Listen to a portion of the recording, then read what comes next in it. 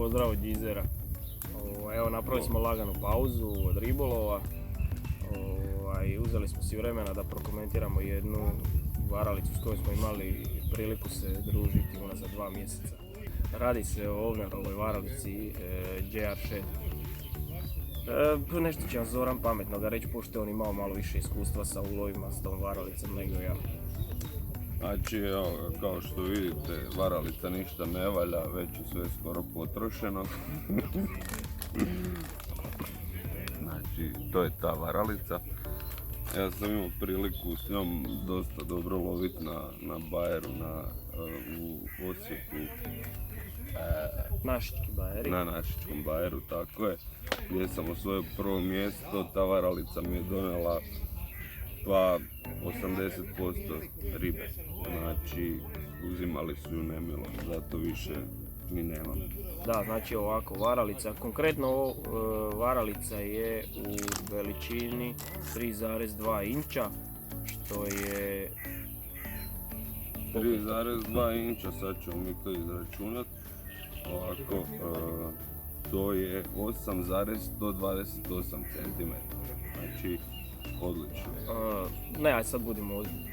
Da se sve banjimo, sad ozbiljno faci, sad da ljudima ozbiljno objasnimo. Dakle,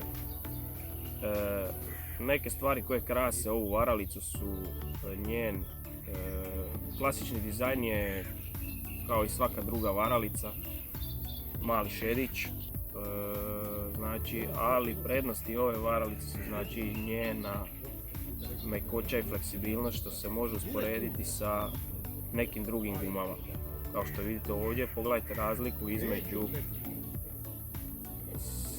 između repa ove dvije varalice. Ova varalica ima toliko fleksibilan rep da radi u najsporijem kretanju, propadanju na gormici, a na G-glavi neću ni komentirati.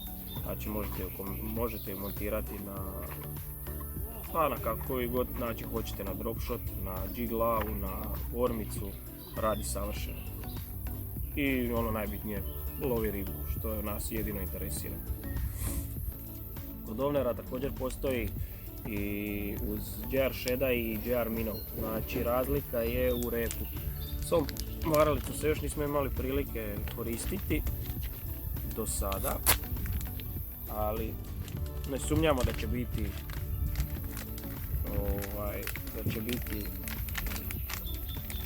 loša, to jest ne sumnjamo da će biti dobra, ili sumnjamo